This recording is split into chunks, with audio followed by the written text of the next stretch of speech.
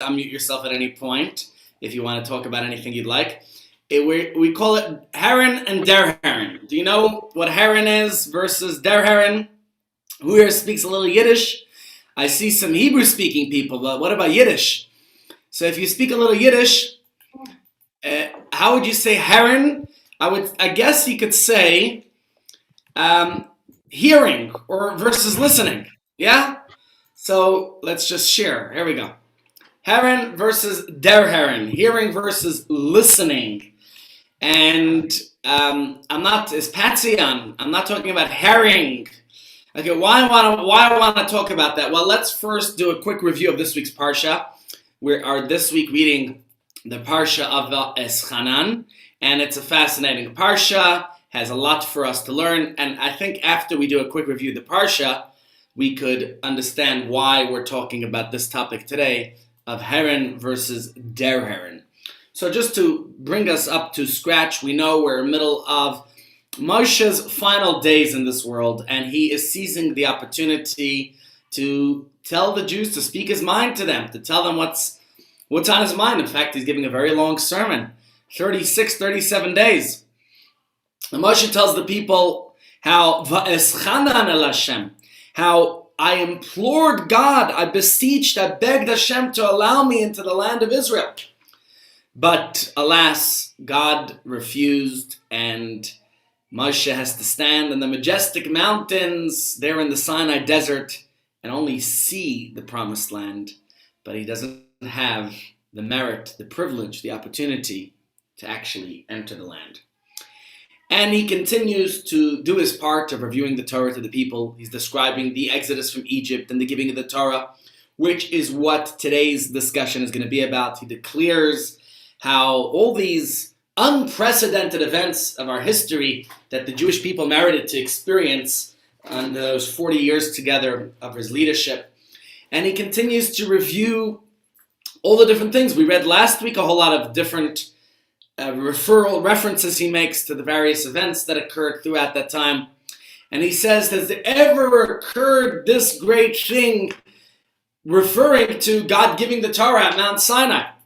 What was so great about it? I mean, of course, it is the moment that we, the Jewish people, became a people. It's the time when we became, accepted the covenant of God and we became the Jewish nation there at Mount Sinai. But what I want to try to do today is focus on a particular detail within that incident. And also why we're discussing it here is purely because it's a review. It's part of the review of the events of the history that I shouldn't say history because Torah is not his story. It's our story. And Moshe is telling them, not just telling them, telling us about it, that we can learn the lessons. But he uses these words. He said, did ever a people hear the voice of God speaking out of the midst of the fire and live? He says, you were shown to know Ata Harei Saladas. We say these words when we take out the Torah scroll from the Ark, from the Aron HaKodesh. Ata Harei Saladas, you were shown to know Ki Hashem Hu Elokim. Ein od mevadeh, there's none besides him. You experienced it. This isn't something that was just you heard about. You were there. And not only that, our sages tell us that this refers to each of us, that we also experienced it, that whether one was born Jewish or converted to Judaism, that our souls were part of that experience at Mount Sinai. And he continues to tell them, he predicts that in the future generations, the people will turn away from God. They're going to worship idols. They're going to be exiled from the land. In fact, had we been in Shul on Tisha B'Av, this would have been the Torah reading, the one that we read here in our Parsha, where it's beginning to talk about the doom, the gloom, the negative, the sad future of the Jewish people. But of course, as we've said many times, and echoing the words of Napoleon Bonaparte, a people that remembers their past is destined to a great future. So no Ben and Jerry's kind of boycotts of Israel are going to stop us. Thank God we're here. We've been here throughout history, and we'll be here for eternity. And I think throughout our Parsha, we see many messages and lessons from Moshe that reminds us of exactly that. And just to conclude, because I don't think we're going to do the Parsha tomorrow. Tomorrow I was thinking to do the Haftarah. Oftentimes we wonder about the Haftarah, and people have asked me in this group, can we do more of Haftarahs? So once in a while we have a chance to look at the Haftarah, especially this week. It's Shabbos Nachamu. Nachamu is the Shabbos word. So I think it would be worthwhile for us to look at the Haftarah this week. So just to conclude, we have the Ten Commandments. It's actually tomorrow's Chumash reading. Oh, and the other thing I want to do Thursday is to look a little bit, to take a glimpse at Tu B'Av, because that's the Jewish Day of Romance. People like to call it the Jewish Valentine's Day, but I have a little secret for you. I think it's been around long before Valentine's Day. The truth is, every day should be like a Valentine's Day. But be it as it may, we are going to read in our Parsha the Ten Commandments again, and we have the Shema, most fundamental prayer of the Jewish people, our declaration of our belief in one God. So with all this going on, we also have in the Shema the mitzvah of putting on tefillin, and the mitzvah of mezuzah, and teaching ourselves and our children. We have a lot to study.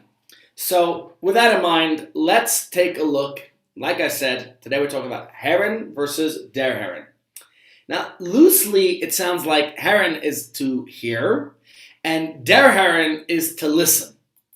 But for those who speak Yiddish, you know what I mean. But we're going to get a little bit deeper than just hearing versus listening. As parents, we know the experience very well. We say something 100 times, right? We tell the kids, clean up the room, wash up before you eat, clean your face, do your homework, take your studies seriously. And it feels like it's just falling on deaf ears. In fact, my kids were asking me the other day, what's deaf ears? Because we were reading the prophecy of Jeremiah on Shabbos, because it was Erev Tisha B'Av, and you're not supposed to study the joyous parts of Torah. I made mention of it yesterday. And so we were reading the Jeremiah's prophecies and other events of the history. And it said there that Jeremiah was prophesying. He was telling the people, but his pleas fell on deaf ears. And my kids asked, what's deaf ears? And my wife says, when mommy says to clean your room or to do your homework, right? And oftentimes it's falling on deaf ears. So that's falling on deaf ears. And, it's harder to notice when we do the same thing ourselves, though. Because although we say that about our kids, Jeremiah wasn't talking about the kids. He was talking about the adults, the role models of the kids. And it happens all the time. I'm speaking for myself. Everyone else, if the hat fits, you can wear it. We hear something, we believe it, we understand it, but following through just feels impossible. Like, we know we should have a healthy breakfast, but instead we're having chocolate in the coffee. Worse yet, Cocoa Pebbles. Or whatever it might be. We all know. I think there's a term for it. It's called cognitive dissonance. Cognitive dissonance is when, although we know something to be true, we still don't necessarily follow through. And medical experts they tell us that touching your face, it's corona. Don't touch without sanitizing your hands. Could spread disease. But we forget. We need the reminders. We all know we shouldn't be texting and driving, right? Okay, no confessions here. But how many times do people do that despite knowing that it's wrong? So that's the thing. Heron means we hear, we know, we're aware. But Der Heron is to allow that information to permeate, to perceive it, to penetrate, to make it real. Not just in abstract and theory, but in concrete and reality. So I think if we could hopefully understand this concept, what it means to experience an insight, an idea, to fully absorb it, to make it real, to appreciate that. And this we could see from what our sages tell us about Matan Torah, from the message in this week's Parsha, where Moshe Rabbeinu relates to the Jewish people the history. He reminds them of the time when God gave the Torah, and he uses very interesting verbiage, language. What comes to mind is, a while ago, I think I think it was when we still lived in the States. There's AT&T. Anyone heard of them? It's like the Vodacom of America. Major, huge telecom company. That's who I had my cell phone contract with for many years. So they launched this massive advertising campaign that people should stop using. Sorry, just a second. Someone's trying to come in. They said, stop using your phones. Now you would think, here's a company that has like 200 million subscribers, and yet they're telling people stop using your phone. But that's exactly the point. They wanted to say stop using it while driving. Texting while driving, or whatever else we do playing on our phone. You know how many accidents in the world that causes? I think more people have died from texting and driving accidents than from coronavirus. Okay, every year there's too many people dying from it. Okay, so it was a major campaign of theirs to, I guess, decrease the magnitude of these incidents. Yet, it didn't necessarily, what do you say in Indonesia? It enters left ear and out the right ear, yes. You know what I say about New Year's resolutions? They go in one year, out the other. Okay, so unfortunately, we have these incidents, terrible incidents, car accidents going on all over the world. And nevertheless, why do people still text when driving? I can tell you as a medic, I've been to accidents, and unfortunately it still exists, right? And the idea that we have to know is, it can wait. Whatever, as important, as urgent as the message, as pressing as it is, it can wait. We can respond a little bit later. So AT&T put together this serious multi-million-dollar media package with images, with videos, with messages that they put out on social media, on Facebook, on Twitter, on Instagram, on YouTube, and all the outlets. And this is going back to over a decade ago. And there were outreach sessions at schools targeting the younger drivers. In fact, here Hatzalah has done the same thing. Hatzalah brought a mascot into the schools, because if you tell the kids tell the parents, hopefully it will have some kind of an impact. And they said that they made hundreds of millions of impressions of so many different people who were informed, who were told, who were hopefully educated. And yet, they did this internal report about the impact of their whole campaign. And it turns out that the effects of this whole major multi-million-dollar marketing blitz was not as effective as they anticipated. In fact, I think it had very little impact. Very little impact. In fact, yesterday I was talking to a rabbi overseas who's started a campaign. It's just, I'm digressing a little bit, but he wants to get the rabbis to get fit. He wants rabbis to be healthier. So he started a campaign where he was going to encourage rabbis to exercise and he thought it's good to have rabbis as a role model, not to have the pot bellies, but to be a little healthier and fitter and running and exercising.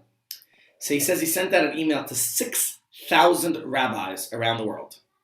He asks me yesterday, how many responses do you think I got? I was just thinking and calculating, for me when I send out my emails, I look at my open rate.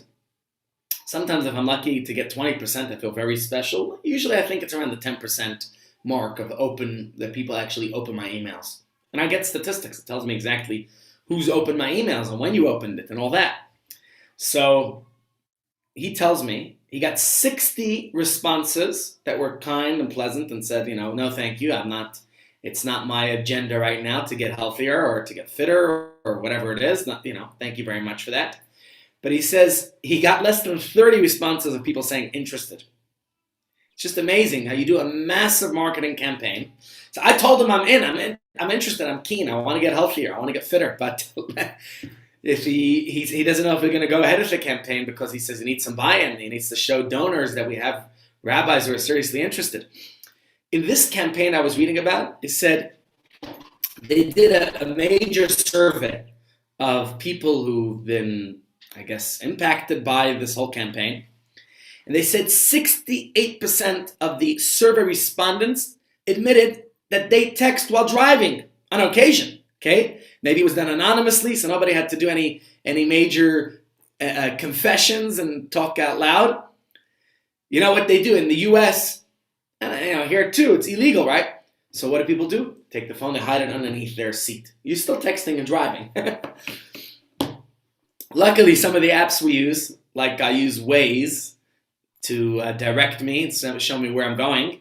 In Waze, they tell you, they won't let you use it if you're driving it. It says, no, you have to stop the car if you want to actually put in your destination. Because we know how dangerous it is. But what was interesting is that the number of people, 70% responding that they actually text while driving. And the numbers were getting worse year after year. So what would you do? How do you fix such a campaign? What do you do about it? Right? It was so bizarre that despite the dangers in it, people, and in fact, they got admissions of 90% of people admitting that they know that texting while driving is dangerous, and they agree that it should be illegal, and yet people were confessing that occasionally they do it. So this is a very depressing story, because here you have a campaign that's telling people, and the people know it's dangerous, right? They're fully aware. They're cognizant of it. And yet the gap between the knowledge, the awareness of what is wrong, and the behavior is obviously indicative of a broader problem. And this is what we call cognitive dissonance. That we know it's not good to smoke, and yet people do it. They're still smoking. Right? And we've all been there. Everybody knows, everybody could relate to whatever it might be. Whether it's our diet or our spiritual growth, we know it's the right thing, but we're still struggling to do it right. We might learn, we read, we understand, we're engaged in some idea. We find ourselves convinced. Maybe we're so motivated and excited and moved and passionate and excited about it. But when the next day or the next month or year, what happens? That somehow the impact is just vanished. It's gone. You're lucky if you even remember having learned whatever it may have been altogether. So whether it's about distracted driving or spiritual matters that we're talking about, whatever it might be, they show you these scary videos of car accidents, of incidents. So let's be optimistic. Let's say that afternoon, when you go out to do your shopping, you're in the car, you keep both hands on the wheel, you keep your eyes on the road. But what about the next week, when you're in the traffic, running a couple minutes late, you want to send a message to somebody, right? So this idea, I think, comes up in so many aspects in our religious life. We get inspired, we want to learn something new, we want to keep Shabbos, we want to go to shul, we want to do the right thing. And then the next day, what happens? Or a couple of months later, or whenever it might be. So why is it that we so quickly forget? And the point of our discussion is to explore the gap between a message and really getting the message, so that it sticks, so that it lasts, so that it makes an actual difference. And that's the question we're asking. How do we take the idea of not just to hear something, Heron, but der Heron, to, from hearing to icher, to making it real. Not just I hear what you're saying. That it really penetrated, that the message resonates, that we got it, that there's an impact. So Heron is, yeah, I hear what you're saying. Der Heron is that it really made a difference in my life. You know, there's a nice little story that comes to mind. One of the things I try to do with my kids on Shabbos is we read some of the stories, the memoirs of the previous Rebbe. And he relates a story that, in fact, I think he told the story in Advatsk. I'm actually going to share the story with you on the screen in a second. He writes the story, he tells the story in Yiddish. It's really beautiful and prolific, reading his writings, very prolifically, beautifully written. And in fact, Advatsk is in Poland near Warsaw, and this was during the Second World War that they were there. They only managed to escape in 1940, 41. So 41 we'll get to maybe later on in the year. That's when the Rebbe escaped. But they were there in Poland, and he goes on, he talks about, I'll just share with you a little insight on what he says here. It's about a certain chassid who took his davening very seriously, his prayers. And there's a concept called to daven ba'avoda, praying at great length. Okay, now, in general, during the week, it's not so easy for a person to pray at length because we have to go to work, we're always in a hurry, we have places to go, we have things to do, right? But Shabbos, you have a little bit more time. Shabbos, what's the hurry? Where are you going? Where are you rushing? Shabbos is a day to relax. You spend a little bit more time in prayer. But davening ba'avoda, it doesn't only mean that it takes a long time just on the clock, on the watch, how long it takes to daven. But it means to say the words properly. It means to understand what you're saying. Tefillah is not just prayer, it's connection. It's a time to connect with God. Okay? So let me share with you a very interesting insight, just at least in the words, the way the previous Rebbe describes this. He says here as follows. He says, Men schreibt a sipur hamaisa. There's a story that is told that was related to me. He said there was once a chassid who would pray at great length. He was an exceedingly simple fellow who in some places did not even know the basic meaning of the words, but still he would pray at length. Okay, so here it's a whole different level. It was evident from his prayers that they weren't just lip service. He was really praying. And he prayed with all of his energy. The other Hasidim, fellow Jews around him, were amazed. When they asked him, how could he pray so intently if he didn't know the meaning of the words that he was saying? And by the way, how many of us don't know the meaning of the words that we're saying? You say words. Do you know what they actually mean? So that's why it's worthwhile to pray with a siddur that has an English translation. Because another story the previous Rebbe related once was of a fellow who came to ask him, he says why he wants to pray in Yiddish. He said, my soul understands Hebrew, right? But I don't. My body understands Yiddish. That was the language he spoke. So he says, I prefer to pray in Yiddish because Yiddish is the language I understand. See, so they asked this guy, you don't even understand the words you're saying. How are you praying so long? So he says, I only pray what I learned from the Rebbe. That's a comment that he made on the words of the Shabbos liturgy. He says, remember, Shamar v'Zachar.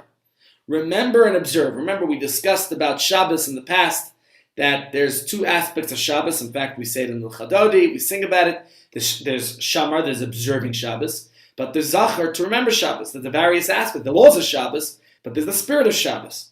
But it says about Shamar v'Zachar b'dibur echad. When we read the Ten Commandments, we have both words, Shamar and Zachar. It says they were heard in one utterance.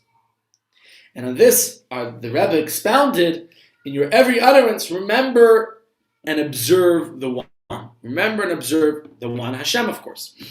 So he says, with this single idea that he heard from the Rebbe, he prayed for 40 years, day and night. We need to appreciate this, and to truly appreciate it, to fully depict it, as my father would say, that's the previous Rebbe quoting his father, the fifth Rebbe, that the inspiration of a single thought is all you need to pray for 40 years, day and night, Sunday, Monday, Tuesday, Wednesday, Thursday, Shabbos, Yom Tov, you name it. He says, this is Chassidus. What is Chassidus? Nit nor heron. Not only to hear, nor der heron avort, but to der her, to absorb. So what was the secret of this simple chassid? What was his secret to his powerful prayers? His secret. How was he able to daven when he couldn't understand the words, and yet he had this fervor, this passion, this enthusiasm and excitement, and we do pray? And his simple answer was that the Rebbe once said that every single word of his prayer is an opportunity to reflect on one.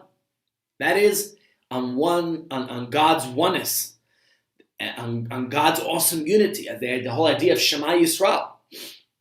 So there's a lot of words in prayer. You open your siddur, there's a lot of words.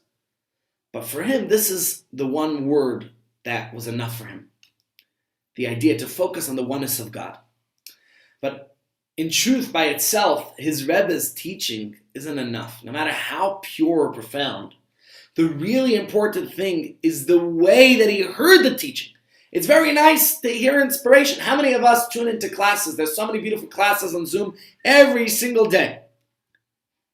But it's not just listening, it's not just hearing the words. Even if your video's on. It's about derer, making them real. He had to be a proper vessel to fully absorb this teaching, to make it real in his life. You know, a beautiful diamond could be wasted in an ugly setting.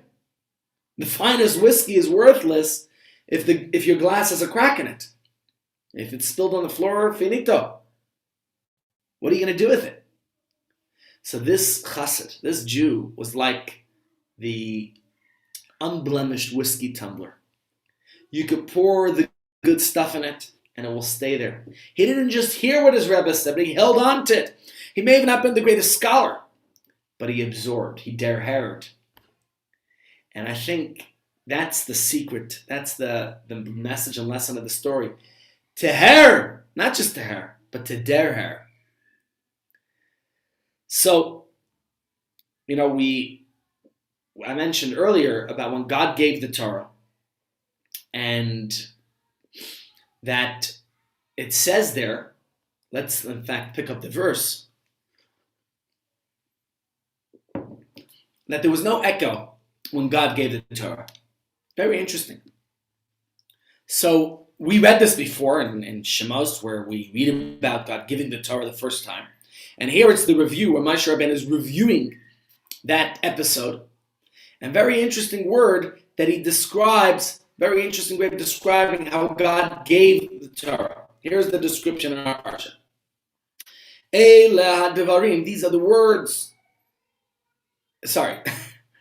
Es hadvarim ha'ela, diber Hashem, el kol kahalaschem bahar. God spoke these words to the entire assembly at the mountain. Mitoich ha'esh, out of the midst of the fire, and ha'anan, the cloud, va'arafel, and the opaque darkness. Kol gadol v'lo yasaf. These are the words I want you to focus on. It was a great voice which did not cease. It was this endless voice. Okay? And he inscribed them on the two stones, and he gave them to me. So God spoke to the Jewish people here at Mount Sinai in this booming voice from, as the verse describes, a thick cloud. But then it gives us this other voice, this other term, V'loi Yosaf. What does it mean, V'loi Yosaf? It's an interesting term. So the translation we just saw here is that V'lo Yosaf, there was no end to the voice, right? That it was unceasing. It was smooth, even. Right? God didn't need to pause or take a breath. But there's other ways of understanding the meaning of this verse, V'lo Yosaf. Of course, Rashi's commentary, which is worthwhile for us to consider to look at. And let's just pick it up right here let me pick it up right here. Advarim ha'ele dibra Hashem. So the commentaries tell us God spoke these words to the right. Kol Gadav Lo Yasaf. This voice that did not cease says that Rabbi Yochanan, the one voice split into 7 voices, which then split into 70 languages. Reb Shimon ben Lakish, Resh Lakish, he says every prophet throughout history has prophesied from this voice. And the rabbis, the sages said, and this is the main line I wanted to focus on, is that there was no echo to God's voice. Of course, each of these interpretations is fascinating in its own right, and we could probably have a shiur on each one, but that's not the discussion today. I wanted to focus on the final one, okay?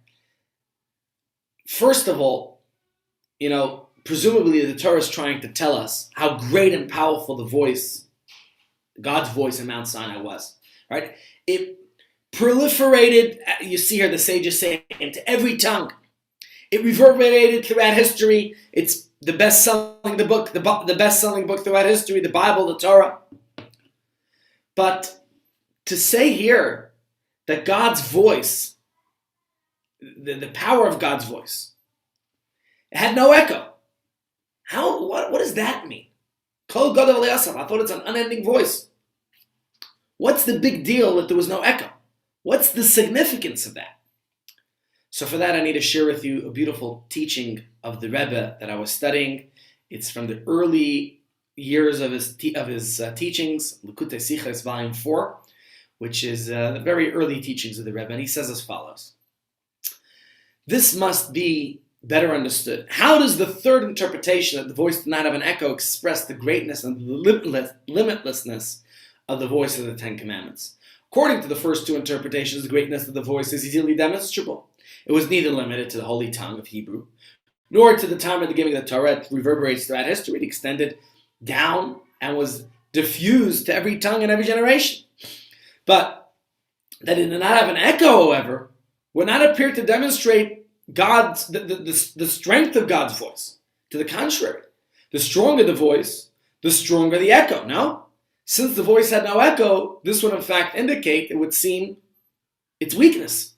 So are we learning the strength of God's voice on Mount Sinai? Or are we learning the weakness of it? I mean, it seems to be obviously indicating a big deal.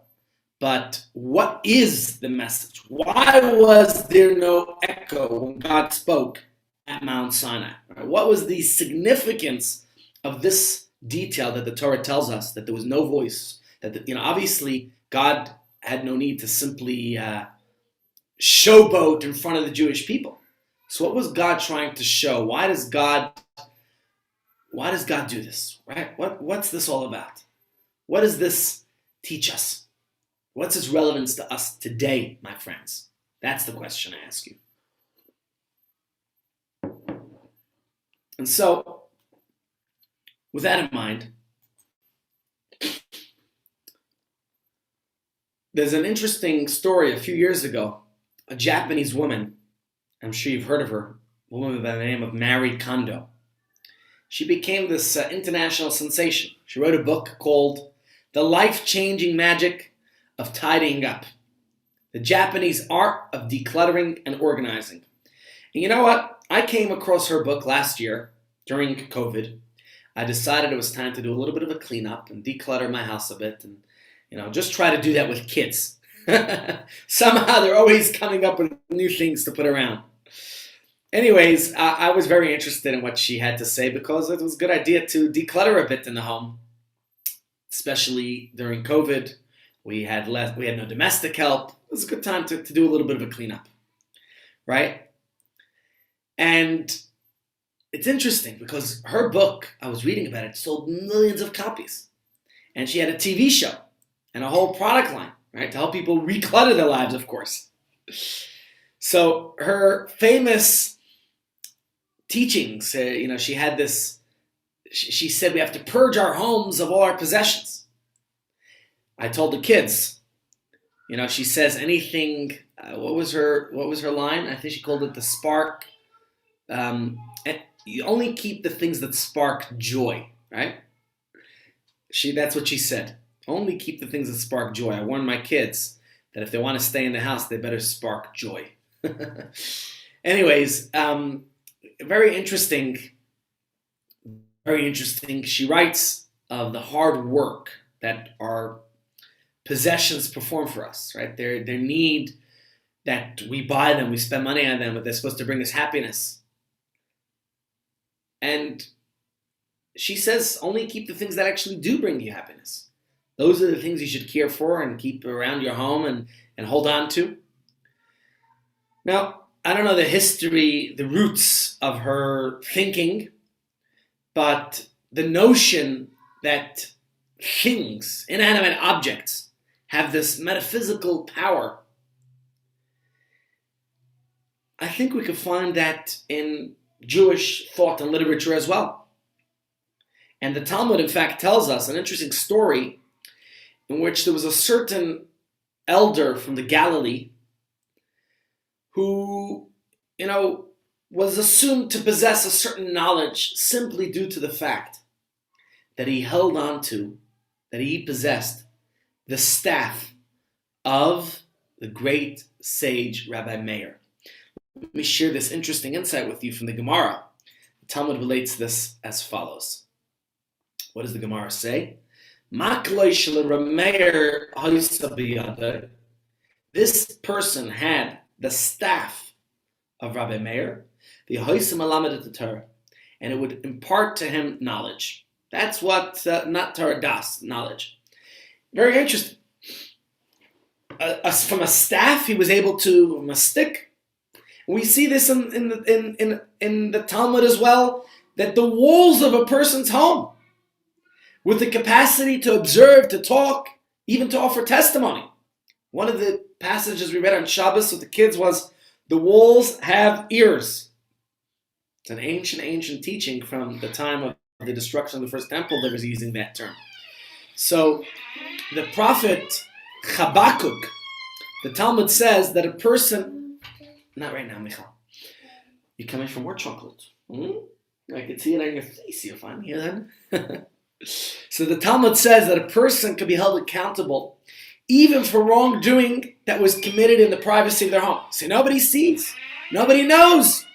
But watch these words from the Gemara, Tractate Tainus. The Gemara tells us, lest one will say, who is there to testify against me? Or nobody knows what I'm doing in the privacy of my home. Says the Gemara, Avnei Beitzai Shel Adam v'Koros Beitzai Shel Adam Amidim Bai. The very stones of your house and the beams can testify against you.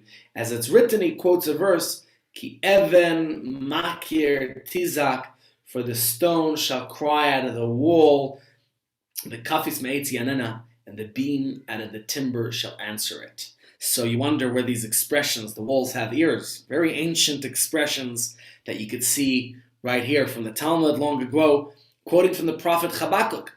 So it's ancient wisdom. So what's the point? What's the Talmud telling us? At the end of the day, it's saying that physical things, physical objects have the ability, the capacity to absorb these non-physical properties, right? The staff is absorbing wisdom. The fact that this man has the staff of Rabbi Meir makes him wiser. And the walls have knowledge of a person's sin. Now, in today's day and age, you could say, well, there's cameras that see what we're doing. One of the old guys at Chabad House used to tell me, he says, Rabbi, inflation has been crazy. He says, when we were kids, my parents could send me with 5 rand to the grocery store. You know how much I could come back with? Bread and snacks and chocolate and treats. And so, wow, it's amazing. Things were so cheap back then. He says, well, not necessarily, but these days there's cameras in the shops. It's not just the cameras. The Talmud is saying that the walls could testify, meaning not necessarily literally, but I think the concept, the idea is that, we have to be aware of everything we do. Very famous French commentator known as Rabbeinu Bachya, very famous commentator. I'm going to share with you an interesting insight of him. He mentions the customs of the French Hasidim, the pious Jews of France, that they would be buried in a coffin, that they always wanted to be buried in a coffin. They would design their coffins, but from what? From the wood of the table that they would eat upon. Why? This is the table that hosted guests throughout their life. They felt this is the table that could attest to the good that they did in this world. Let me show it to you in his words, although I'm going to try to move on. It's getting a little late and I have a lot I wanted to share with you. So he describes here how they would, in fact, read his words. He says, from the sages that said he who spends a long time over his meal will have his life extended. What was he talking about? That you host people, that you have guests, that people join you. Look at these words, he says. Behold, our ears have heard, and many have related to us, that among the great personages in Spain, the notables and the philanthropists, a most honorable and ancient custom has been widespread. When they go to their final resting place, the table at which they hosted and fed the poor is fashioned into a casket and board for burial. So he goes on to basically describe, in quoting the words of the prophet Isaiah, and your righteousness shall go before you, which we quote these words actually at every funeral. We say these words, that your righteousness, a person's righteousness goes ahead of them, could attest for us the goodness and kindness that we did in this world. So, that's certainly, you could use it in both ways. This is another commentator. This is from Rabbi Tzvi Hirsch Kadana. He's a more recent rabbi, but he says something very interesting. I once saw a tailor in the holy community of Brisk in Lithuania instruct the burial society, the Chevra Kadisha, before his death, to construct his coffin out of his work table and place his stick with which he would measure fabrics in his hand. When they asked him the reason for this request, he explained that his work table and yardstick were his two faithful witnesses that in his entire life he had never stolen anything from his working materials. So he concludes that this, he's concluding here these words to say, fortunate is the person who Ashrei lo he only wanted to benefit from his own handiwork, never stole, never took anything from anyone else. So what we're seeing here obviously is that the spiritual actions we take have a physical impact on our surroundings, no doubt. The Torah we learn, the acts of kindness that we do, every good deed we perform, the good things that we accomplish in this world, they seep deep into the walls of our home. They could attest to, they could testify to the good we did. This is incredible. And this is, you could say it's literal, you could say it's figurative.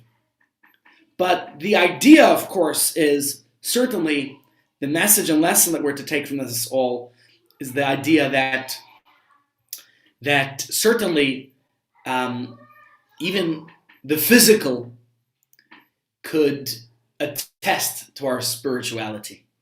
Now, you're asking why or how is it possible? Good question, right?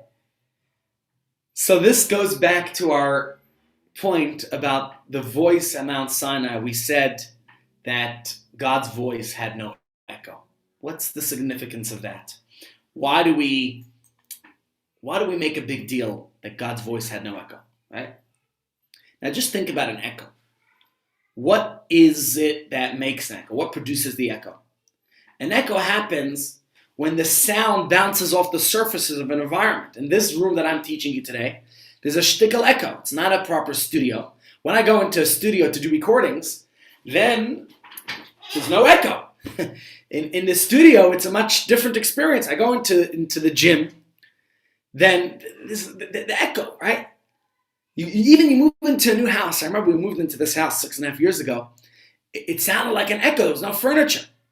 And the echo is the first thing you notice, bouncing off all the walls and the surfaces. But then you put carpets, drapes, furniture. All of a sudden, it's more absorbent, and the echo disappears.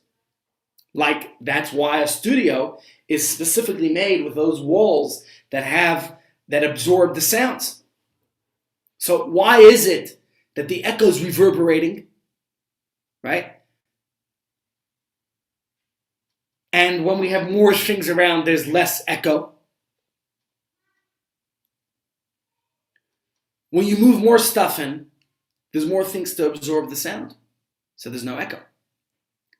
So what is that? We're trying to build this concept of what happened at Mount Sinai. why the Torah emphasizes in our parsha what Moshe is saying, it was called God of Elayasach, that God's voice was a tremendous voice, but there was no echo. When God revealed himself to the Jewish people and to the world, God intended for his Torah to have a lasting impact, not just bouncing off the walls like an echo. God embedded his words in the Ten Commandments into the world. And it wasn't just the Ten Commandments or the Torah. It's God communicating himself. What's the first word of the Ten Commandments? God says, Anochi Hashem Alekecha. I am the Lord your God. And our sages tell us that the first word, that word Anochi, is an acronym of the letters, the word Ano Nafshi Ksavis Yavis. This is the very essence, the soul of God. When we study Torah, lahavda, like when you read it, Shakespeare, you're connecting with Shakespeare at that moment. You're getting into Shakespeare's mind and thinking. When you study Torah, you're getting into God's mind, into anthropomorphically speaking, right? So before God gave the Torah, God, made whatever appearances to Abraham and Sarah and to righteous people, but God was like a visitor to this world, like someone inspecting an empty home or tent. There was no, the voice bounced. It didn't penetrate. But here the Torah is telling us, at least in this way of understanding it from the Medrash, that there was no echo, is to say that God's voice, it penetrated. It was about a lasting impact. So the fact that there was no echo on Mount Sinai is actually it's a great idea, this concept. That, and we may have touched on it before, but it's a concept that's discussed very deeply in Hasidic literature. If you study Hasidus, it's discussed very much there. That prior to Matan Torah, godliness, spirituality, and the material world were like two separate entities. Right? They remained in their own, the world was a natural, its own natural place. It says the physical did not become holy, and the holy, the spiritual, remained aloof. There was no reason to assume that even if you were to do a mitzvah, whatever religious ritual, that there should be any metaphysical impact on the material object with which it was performed. In fact, the sages talk about Yaakov Avinu putting on tefillin, but the tefillin itself wasn't the tefillin that we wear today. It wasn't something that had a lasting spiritual impact in it.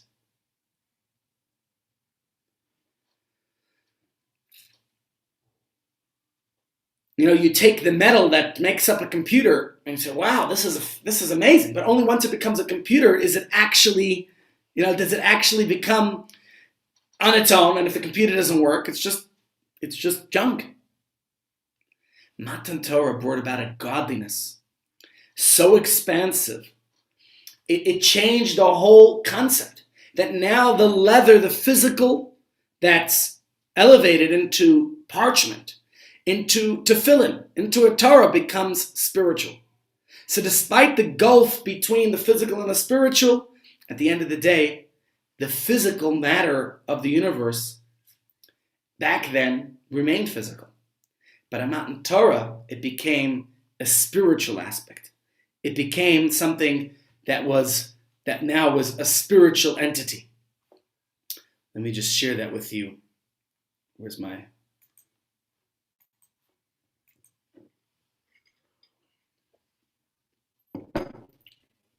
So Matan Torah brought about a godliness that created possibility for matter to absorb spirituality. And so, my friends, what does this have to do with us, right? What does it have to do with me here today, learning with you? What's it got to do with us? We were talking about the absence of an echo at Mount Sinai that Moshe Rabbeinu relates in our parsha.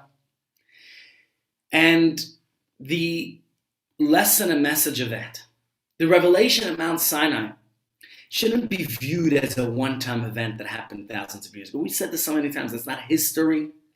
But it's when we say the blessing of the Torah every single day, not just when you get an aliyah. Every morning, men and women, when we pray, we say our morning blessings. We say, Baruch atah Hashem nosen Torah. Blessed are you, God, who gives us the Torah. That means it's happening in our life. We have to see it as a continual occurrence, as something that's still happening. It happens every single day. Each day we're given the Torah anew, and it's our job to do what we can to accept it and to emulate the process that happened back then. That's part of the purpose. That's the idea of the Torah. So it has to affect us in our life. So the echoless Matan Torah can be applied to us, to our own personal spaces as well. It's telling us. It calls upon us to approach our Torah, our religious observance, in a way that penetrates our lives, that makes a difference, that it's not just something spiritual I did in the morning and now I can go on. We can't have the cognitive dissonance where I know what's right, but I still do what's wrong. Where I know I'm going to gain 100. When I was having this discussion with a rabbi who wants to encourage weight loss in rabbis, so he was telling me, actually, I don't know, it's interesting to me why he believes that rabbis are the hardest people to get fit, to train. And that's a separate discussion. He says it's our lifestyle. We're very, very busy. He says, you know what's right, but you have to be the role model. You have to set the right example. So if anyone here wants to perhaps join me in this quest for getting healthier and fitter, let me know. Maybe we could do something jointly. But the point is that our Yiddishkeit has to be something that is real, that penetrates us. That's not just an idea, a concept, something that I'm aware of, but it doesn't make a difference to me. And this is what the Torah itself tells us. What was so special about Avram Avinu? Says the verse. Ekev asher shama Avram b'koli. God says, you know what was special? Because he listened, he hearkened to my voice. Vayishma mishmarti. He kept my charge. Mitzvahsai, my commandments. Chukaisai, my statutes. V'saraisai, and my instructions. Do you see what Hashem is saying about him? Instead of using the more common words for because, which would be words like ki or mipnei, in modern Hebrew, you don't say ekev.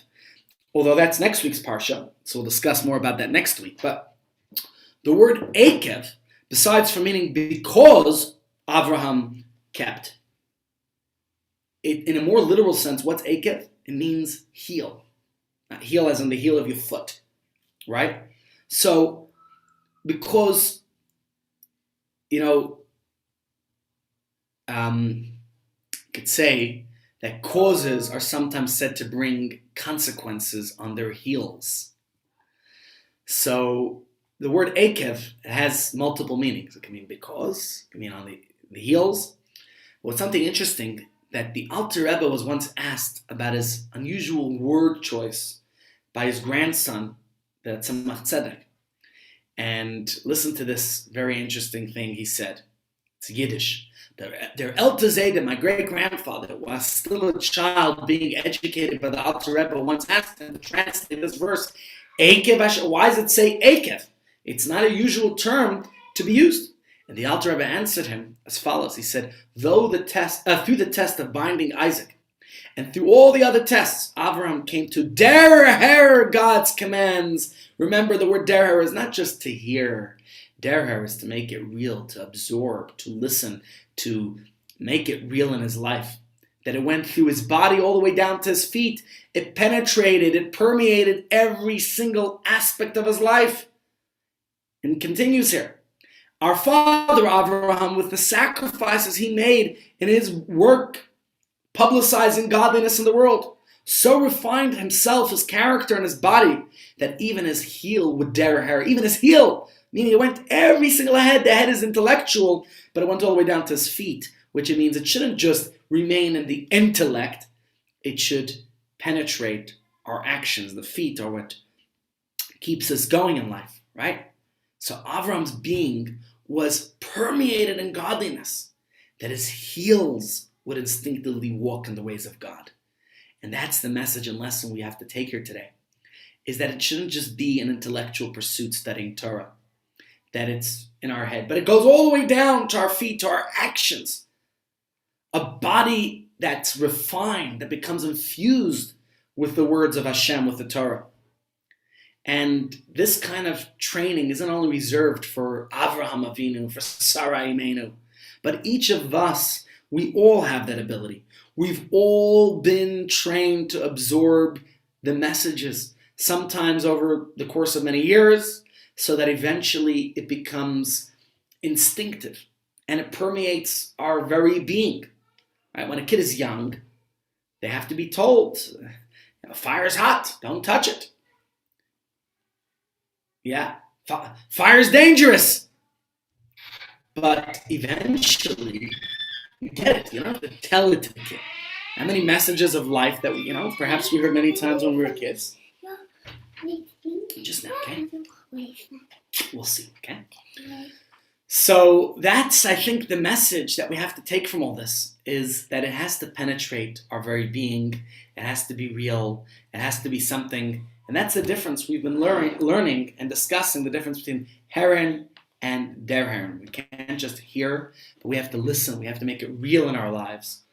And this is the Hasidic teaching that, here, let me read it to you from the Yiddish. Was man meint Der Heron? What does it mean to Der Herr? Weis a Hasidisch Yid sehr gut. A Hasidic Jew knows very well the meaning of the word Der Heron. We've discussed the difference between Heron and Darren. It's not just me. This is the previous Rebbe says he discussed it many times. I guess I got it from studying in the Hasidic environment. By Heron, I don't just mean the mechanical act of listening with one's hearing organs. We have ears, we hear. But like Winston said before, it goes through the left ear, out the right ear.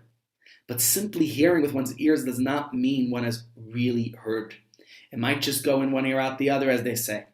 By Heron, I'm referring to the sense it is used in the verse, speak for your servant hears. Where the meaning hear refers to understanding. It is the head that hears. That is, one hears with their powers of comprehension. As it says, the ear discerns words. Oizen melita. The ear hears the words.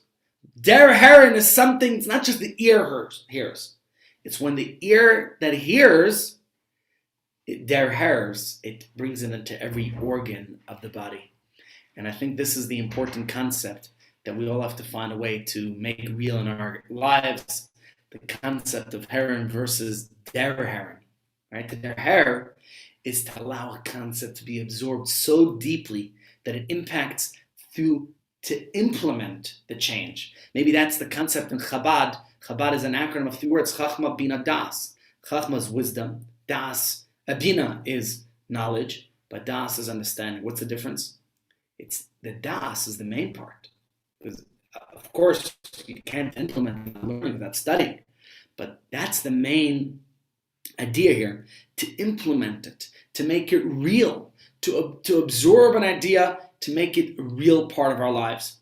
And of course, it's not an easy task. There's no doubt about that. Nothing's easy. I don't believe life. We came into this world in labor, right? Labor tells us that it's not always, nothing's going to come easy. We came into this world in labor, but we have to implement this idea. So we have to do what we can, whatever it takes. What happened to my screen sharing here? It disappeared. My apologies. Let me just re-share my screen for a second. And sorry, I have an exit question for you all.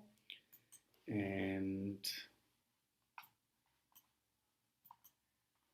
here we go. Okay, so I'll just post this back up in a second. So the point is that, we have to take this message, this lesson, we have to apply it. We discussed earlier where we all have perhaps that struggle, that challenge with cognitive dissonance. In fact, let me put up this story here. This is actually a great story to share with you. Just a second, ladies and gents. Let's read the story together. Again, from the previous Rebbe's memoirs. And he says as follows. Pick it up. Okay, we'll conclude with this, okay? But it's a nice little story to conclude today's share with. Whoops, there we go. where'd it go? He says, there's a well-known story regarding a certain wealthy chassid who was a fierce devotee to the Alter Rebbe, used to donate large sums of money to the Rebbe's causes to strengthen our Holy Land and release Jews from debtors' prisons. As a man of great means, the chassid had already married off his children, who were also doing well. He had undertaken to help marry off the children of his relatives by designating fine dowries for them, and he generally led a life of luxury. But in time, the wheel of fortune had suddenly turned. He lost everything and became a pauper. While accruing massive debts, he set out to the Alter Rebbe, poured out his heart, his bitter heart before him. After hearing the man's plight, the Alter Rebbe raised his head, and said in his trademark sing-song voice, "You speak of your needs, but of what you're needed for, nothing." You hear what the Rebbe was saying to him. Very powerful. Chassid, the story continues, felt faint and had to be taken out of the Rebbe's room by his assistant. Once he had returned to himself, he began to reflect on what the Rebbe had told him.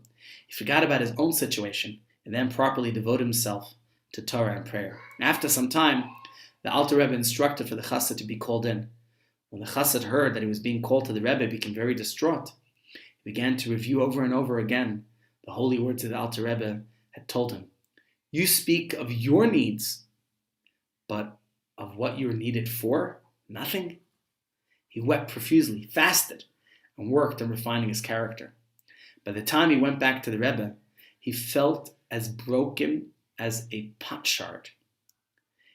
And the Alter Rebbe told him, now that you know and feel God's eternal truth, that God was, is, and will be all at once, that a soul clothed in a body can arrive at this truth, you could travel home, and may the one above grant you success.